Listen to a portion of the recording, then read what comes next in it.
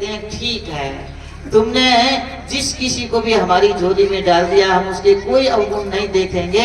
कितने भी पाप किए हों, आज तक जितने पाप बने हैं वे सब क्षमा। और इतना ही नहीं कि जो हो चुके हैं सो क्षमा, बोले आगे जो पाप होंगे इनके द्वारा, उन पापों का भी कोई परिणाम ऐसा भयंकर इनको नहीं दिया जाएगा। इनको मैं शीघ्र ही अपने पास बुला लूंगा, अपने धाम बुला लूंगा। तो अब भगवान सक्रिय हो जाते हैं। देखो, राजा का बेटा और कटोरा हाथ में लेकर के कहीं खड़ा हो, भीख मांग रहा हो, तो राजा को पता चले कि मेरा बेटा राजकुमार और भीख मांग रहा है, मेरी नाक कटवा रहा है, लज्जा आएगी राजा को। तो राजा का बेटा यदि भीख मांगे, कटोरा हाथ में लेके कहीं खड़ा हो, तो इसमें राजा की बेइज्जती है। इसी तरह से आज जब हम कथा में आके बैठे हैं, आज से हम भगवान के हो गए। अब भगवान के होकर के अब हमारे ऊपर यमराज शासन करे, यमराज हमें मार मारे, नरक में पटके हमें दुख उठाने पड़े, तो भगवान को बड़ी भारी लज्जा, बहुत शर्म लगती है। इसलिए भगवान को क्या करना पड़ता है, शर्म के मारे भगवान व्याकुल हो जाते हैं और हमारे उद्धार के लिए स्वयं प्रयत्नशील हो जाते हैं। हम तो निकलना ही नहीं चाहते इस संसार से, इस कुएं में ही आनंद आ रहा है, संसार के कुएं में पड़े पड़े इसी में बस रहना चाहते हैं। आज भगवान प्रकट हो जाएं और वैकुंठ से भगवान विमान लेकर आ जाएं और कहें भाई आ जाओ, जिसको भी वैकुंठ चलना हो हमारे साथ हमारे विमान में बैठो, अभी ले चलते हैं। कोई तैयार नहीं होने वाला, सबके बहुत सारे काम पड़े हैं, बूढ़े बूढ़े भी तैयार नहीं होने वाले। एक बार चित्रकूट की बात है, सच्ची घटना हम आपको बताएं। एक महात्मा, बड़े वीतराग बैरागी महात्मा और बड़े भारी ज्ञानी महात्मा, कभी किसी से पैसा नहीं लेते थे, पैसा छूते ही नहीं थे, और निरंतर भगवान का जप करते, नाम जप करते रहते, नीचे निगाह रखते, किसी से बात नहीं करते। कोई पास में आके बैठ ही जाए और भगवत चर्चा थोड़ी बहुत कर देते, सत्संग सुना देते, बाकी कोई कथा प्रवचन कुछ नहीं करते थे। ज्ञानी खूब थे लेकिन कोई कथा प्रवचन आदि नहीं करते थे, शांत भजन करते रहते थे। तो उनको जो जानते थे कि ये बहुत उच्च कोटि के महात्मा हैं, तो उनसे एक दिन कुछ आप जैसे सज्जनों ने आग्रह निवेदन किया कि महाराज हम आपके मुख से भागवत कथा सुनना चाहते हैं, आप हमें भागवत कथा सुनाएं। तो उन महात्मा ने कहा भाई कथा क्यों सुनना चाहते हो? भागवत की कथा का उद्देश्य यदि भगवान मिल जाए, भगवान के दर्शन हो जाए, भगवान का प्रेम प्राप्त हो जाए, भगवान का धाम प्राप्त हो जाए, मोक्ष हो जाए, इसके लिए यदि कथा कोई सुनना चाहता हो तो हम कथा सुनाएं। और यदि ये उद्देश्य नहीं है, कोई दूसरा हेतु है, तो भाई किसी अन्य पंडित से कथा सुनो। तो सबने हाथ जोड़कर कहा, झूठ बोल दिया। सबने ये कह दिया कि महाराज हाँ, हम तो भगवान के लिए ही कथा सुनेंगे, हम निष्काम भाव से कथा सुनेंगे, हमारे मन में कोई कामना नहीं, भगवान मिल जाए, भगवान के दर्शन हो जाए, भगवान के धाम की प्राप्ति हो जाए, इसके लिए ही हम कथा सुनेंगे और दूसरा कोई उद्देश्य नहीं है। तो महात्मा ने हाँ कर दिया, चलो भाई जब ऐसी भावना है तो कथा कहने बैठे। एक विशाल पीपल के पेड़ के नीचे महात्मा का आसन लगा दिया। तो विशाल वृक्ष के नीचे, पीपल पेड़ के नीचे महात्मा का आसन लगा दिया, और उनको कुछ चाहिए तो था नहीं, आडंबर कुछ था नहीं, बस कथा कहने लगे और श्रोता लोग आके कथा सुनने लगे। कथा पूरी हो गई। 7 दिन जब कथा हो गई तो कमंडल हाथ में जल रखा था पास में, तो कमंडल लेकर के खड़े हो गए व्यासपीठ पर। महात्मा जी जब कथा संपन्न हुई तो हाथ में कमंडल जल भरा हुआ वो हाथ में लेकर खड़े हो गए। सब लोगों ने सोचा महात्मा जी खड़े क्यों हो गए व्यासपीठ पर? तो महात्मा ने कहा हाँ भाई, इस भागवत कथा का पूरा पुण्य, पूरी सामर्थ्य हमने इस कमंडलू के जल में विराजमान कर दी है। इस पानी के छींटे में इतनी सामर्थ्य है, बोले जिसके शरीर पर एक छींटा पड़ जाएगा वह तत्काल मर जाएगा और मरते ही भगवान के धाम चला जाएगा, उसको वैकुंठ धाम की प्राप्ति होगी निश्चित रूप से। आ जाओ जिस जिसको भगवान चाहिए, जिस जिसको भगवान के दर्शन करने हैं, जिस जिसको भगवान के धाम जाना है, आ जाओ। अब तो उठ उठ के भागे सब, कोई नहीं बचा वहां पर, कहीं महाराज पानी न फेंक दे हमारे ऊपर। तो सब लोग कह रहे थे कि हम भगवान के लिए कथा सुन रहे हैं और महात्मा, और सच्ची बात थी ये। तो दूर दूर जाके खड़े हो गए, कहीं महाराज जी छींटा न मार दें। कोई भगवान के लिए कथा नहीं सुनता। तो महात्मा बोले, भैया तुमने हमको धोखा दिया। हम तो इतने लोगों को इतने प्यार से कथा सुन रहे हैं, इतने लोग एक साथ भगवान के धाम जाएंगे, इस भावना से बड़े उमंग में आके कथा सुना रहे थे 7 दिन से, लेकिन पता चला कि तुम तो एक भी कथा, क्या नाम है, भगवान के धाम जाने के लिए तैयार नहीं हो। तो देखो, मैंने जो संकल्प किया है वो संकल्प व्यर्थ नहीं जाएगा। इस पानी में जो सामर्थ्य है इसको तुम मिथ्या न समझना। मैं इस पानी को इस पीपल वृक्ष के मूल में डाल देता हूँ और देखो इसका कैसे उद्धार होता है, अभी भगवत धाम जाएगा। तो महात्मा ने क्या किया, पीपल के पेड़ की जड़ में वो पानी डाला और डालते ही दूर चले गए, दौड़कर गए महात्मा। जैसे दूर जाकर खड़े हो गए तो पीपल का पेड़ ऐसे जोर जोर से हिला और हिल करके आकाश में बहुत ऊंचा उठा, बहुत ऊंचा उठा, फिर गिर गया, तत्काल उखड़ गया। तो उसमें जो जीवात्मा थी वो भगवत धाम चली गई। पानी के गिरते पीपल ऐसे मानो छलांग लगाई हो, ऐसे जोर से बहुत ऊंचे ऊपर उठ गया। ये सच्ची घटना है चित्रकूट धाम की। तो भगवान के लिए कथा कोई नहीं सुनता है, परंतु भगवान ऐसे दयालु हैं कि उन्होंने स्वीकार कर लिया है ऐसे श्रोताओं को भी जो भगवान के लिए तो कथा सुन नहीं रहे हैं तो उनको भी भगवान ने संतों के कहने से स्वीकार तो कर ही लिया है। अब भगवान की जिम्मेदारी आ गई है कि इनको हम अपने धाम बुलाएं। तो कैसे बुलाते हैं अब भगवान, धीरे धीरे बुलाते हैं। कैसे बुलाते हैं सुनो। सबसे पहले तो संत महात्माओं से मिलाते हैं और संतों के बताए मार्ग पर यदि ईमानदारी से कहते ही चल पड़े तब तो उसे कोई कठिनाई नहीं होती। और यदि कहे अनुसार नहीं चले तो सुना है आपने, हनुमान जी की बात का जब असर नहीं होता तो फिर रावण की लात असर करती है। हनुमान जी ने बता दिया था कि भगवान श्री राम तुम्हारी लंका के, तुम्हारे घर के इतने समीप तक आ चुके हैं, अब तुम्हारा इतना तो कर्तव्य बनता है कि तुम थोड़ा सा समुद्र पार करके वहां पहुंचो, राम जी के चरणों में दर्शन करो, उनकी सेवा में पहुंचो।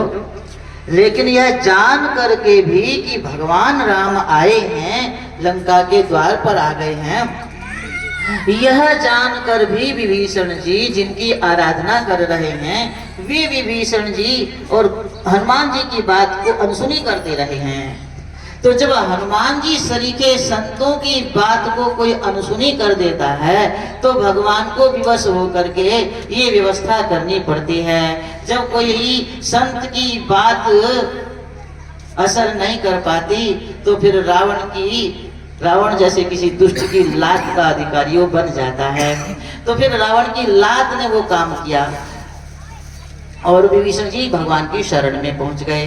तो ऐसे ही भगवान कृपा करके सबसे पहले क्या करते हैं, संतों से मिलाते हैं। और यदि संतों की बातों को कोई मानने लग जाए तो फिर लात खाने की आवश्यकता ही नहीं है। और यदि बात की उपेक्षा करते हैं जानबूझ करके तो फिर हम लात के अधिकारी हो जाते हैं।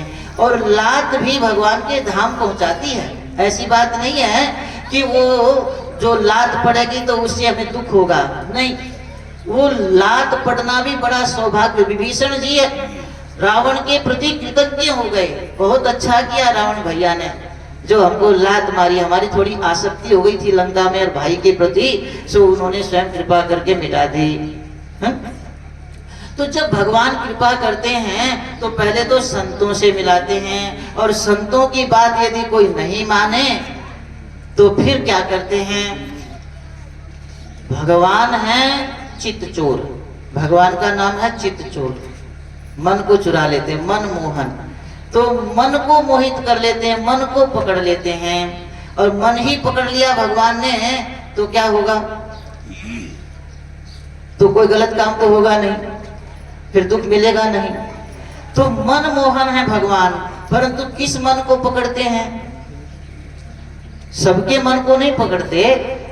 भगवान यमुना जी में यशोदा मैया दीपावली के दिन क्या कर रही थी? दीपदान कर रही थी। तो एक किनारे पर बैठ करके, और यमुना मैया तो क्या नाम, यशोदा मैया तो यमुना जी में दीप बहा रही थी, और भगवान श्री कृष्ण छोटे से बालक कृष्ण वे यमुना जी में घुटने घुटने घुस गए यमुना जी के जल में, और मैया की तो पीठ फिरी हुई थी वह उधर, और कन्हैया ने क्या किया? भीतर घुस करके यमुना जी में बहते हुए दीपकों को उठाया, उठा उठा करके किनारे पर रखने लगे। अब अचानक यशोदा मैया के मन में आया, लाला कहाँ गया? तो पीछे मुड़कर देखा तो यमुना जी में घुसा हुआ है, और कर क्या रहा है?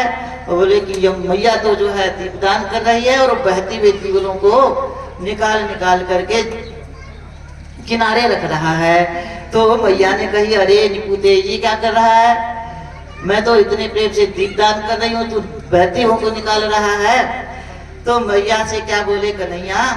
बोले मैया मेरो तो यही काम है, मैं तो यही काम क्यों करूं, बहते बहन को पार लगाना मेरा काम है, जो बह रहे हो उनको सबन को मैं पार लगाऊं, यही मेरा काम है। मैं तो अपना काम कर रहा हूँ, तू अपना काम कर, मैं तो अपना काम कर रहा हूँ। तो मैया ने कही, अच्छा ऐसो काम करने वालो तू बनो, तो ये बता इतने दीपक बह रहे हैं, इतने दीपक बह रहे हैं जमुना जी में, तो सगन ने क्यों ना पार कर दे, सबन ने क्यों ना बाहर निकाल दे? तो कन्हैया ने कही, सबन को का मैंने ठेको ले रखा क्या कही? बोले सबन को का मैंने ठेको ले रखा, तो सबका मैंने ठेका नहीं ले रखा, मैं सबको बाहर निकालूं। बोले फिर इनका ठेका ले रखा? बोले कि हाँ, मैं केवल उनको बाहर निकालता हूँ जो बहते बहते मेरे सम्मुख आ जाएं, जो बहते बहते मेरे सम्मुख आ जाएं उनको तो मैं पार निकाल दूं, और जो मेरे सम्मुख ना आवे उनकी मोह कोई फिक्र ना है। तो ऐसे ही भगवान है तो मनमोहन, पर भगवान किस मन को पकड़ते हैं? बोले जो सन्मुख हो, सन्मुख हो जीव मोहि जब ही जन्म कोटि अघनासहि तब ही। भगवान कह रहे हैं कि जब सन्मुख हो जाए वो उस मन को मैं पकड़ता हूँ, जो मुझसे मिलना चाहे उसको मैं मिलता हूँ। भगवान क्या कहते हैं? ये यथा माम प्रपद्यन्ते तांस तथैव भजाम्य हम, जो मुझे चाहता है मैं उसको चाहता हूँ, जो मुझसे प्रेम करना चाहता है मैं उससे प्रेम करना चाहता हूँ। तो जो मेरे सन्मुख होता है उसको मैं पकड़ लेता हूँ, उसको मैं। तो भगवान मनमोहन है। और संतों ने, हम जितने कथा में बैठे हैं, संतों ने कह दिया प्रभु हमने आपको सौंप दिया, अब इनको अपने धाम बुला लो, इनको अपनी शरण में ले लो, इनके मन को आप पकड़ लो। ये संतों ने उनको एक प्रकार से आग्रह कर दिया, संतों ने भगवान से। तो अब भगवान के ऊपर जिम्मेदारी आ गई, हम सबका मन पकड़ना भगवान के ऊपर जिम्मेदारी है। और हम मन को भगवान में देना चाहते नहीं। हमने मन किसको दे रखा है? धन को दे रखा है, तन को दे रखा है, शरीर संसार को दे रखा है। इस मन के टुकड़े हजार हुए, कोई इधर गिरा कोई उधर गिरा, ऐसी दुर्दशा हमने इस मन की कर रखी है। भगवान ने हमको मन रूपी सुमन दिया। सुमन समझते हो? सुमन माने पुष्प, फूल। फूल, ये मन क्या है? एक सुमन है, पुष्प है, फूल है। ये भगवान ने हमको दिया। क्यों दिया? बोले धरोहर के रूप में दिया। बोले जाओ तुम मेला में जाओ और ये वस्तु जो है मेरी, इसको संभाल कर रखना, इसको मुझे ही दे देना, ये मेरी वस्तु है। मन जो है भगवान ने हमको भगवान में लगाने के लिए दिया था। और हमने भगवान की वस्तु का दुरुपयोग कर दिया। क्या किया? संसार के लोगों के पैरों में कुचल डाल दिया और लोगों ने इसको कुचल दिया। जिसके भी आगे हमने मन को अर्पित किया उसने संभाला नहीं, जिसको सौंपा हमने मन उसने इस मन को संभाला नहीं, उसने कुचल दिया, पैरों के नीचे कुचल दिया। किसी ने भी हमारे मन को संभाला नहीं। क्यों नहीं संभाला? भाई हनुमान जी की गदा को, विष्णु भगवान की गदा चक्र को, इनको कोई संभाल पाएगा? कोई कहे भैया जो ये थोड़ी देर के लिए संभाल के रखो अपने पास, तो संभलेगा तो है नहीं, गिर जाएगा, नीचे गिरेगा। तो ऐसे ये मन जो है ये भगवान की वस्तु है और हम दूसरे को देंगे तो उन पर संभलेगा तो है नहीं, तो गिरेगा ही। तो ये गिर गया और लोगों ने इसको पैरों के नीचे रौंद डाला। देखो, फूलों की सुंदर माला, चाहे वो 1000 रुपए की बहुत महंगी कीमती माला हो और सभा जुड़ी हो, बड़े बड़े लोग आए हुए हों, मंच पर बैठे हैं और उनको माला पहनाई जा रही हो और सुंदर सुंदर माला, 1000 रुपए की माला, महंगी से महंगी माला पहनाई गई। अब जिनको पहना दी उन्होंने उतार के रख दी, किसी ने पहन रखी, किसी ने उतार के रख दी। अब कोई नया अतिथि आ गया और वो आके बैठने वाला है और उसने देखा कि उतरी हुई मालाओं में से कोई उठा के ले जा रहा है और इसको थाली में सजा के कोई लाएगा, इसी को हमको पहनाएगा। उसने दूर से देख लिया। अब वो माला लेकर आए उसके सामने तो मना कर देगा, नहीं बस हो गया, स्वागत बहुत है। तो उस 1000 रुपए की कीमती माला को पहनना पसंद नहीं करेगा क्योंकि वह उतरी हुई है, उसको पता है। और नई माला भले ही 5 रुपए की लाके उसके गले में डालो तो प्रेम से पहन लेगा। ये एक साधारण से मनुष्य की मन की स्थिति है। परंतु भगवान कैसे हैं? भगवान को हम इस मन रूपी सुमन को जो लोगों के पैरों के नीचे कुचल चुका है, कुचला जा चुका है और न जाने कितने जन्मों से हमने इस मन को ऐसी ठोकरों में मिला रखा है, तो संसारी लोगों की ठोकरों में पड़े हुए इस मन रूपी सुमन को, दुचले कुचले हुए मन रूपी पुष्प को उठाकर जब हम इसे भगवान के अर्पण करते हैं तो भगवान इतने दयालु हैं कि इस पैरों में पड़े हुए दुचले कुचले मन रूपी सुमन को भी हृदय से लगाने को उतावले हैं। ऐसे भगवान हमारे दयालु हैं। तो मन जो है भगवान ने कृपा करके हमको दिया था इसलिए कि हमें दे दो, और हमने जाने कहां कहां फंसा रखा है। तो जहां हमारा मन फंसा हुआ है उसमें से हम निकाल कर भगवान को दे पावे वो तो नहीं कर पा रहे, तो क्या करते हैं भगवान उसको ही छीन लेते हैं। जैसे कि धन में हमने अपने मन को फंसा रखा है तो हम धन में से मन को निकाल कर भगवान को दे पावे सो हम नहीं कर पाते, तो भगवान क्या करते हैं हमारे धन को ही छीन लेते हैं। तो इस तरह से भगवान कृपा करते हैं। जब कृपा करते हैं तो बस जो कथा में आगे बैठ गए समझो अब भगवान की कृपा शुरू हो गई। अब काम करना शुरू कर दिया भगवान ने, अब पूरा काम करके ही छुट्टी लेंगे भगवान। बोलो गिरिराज महाराज की।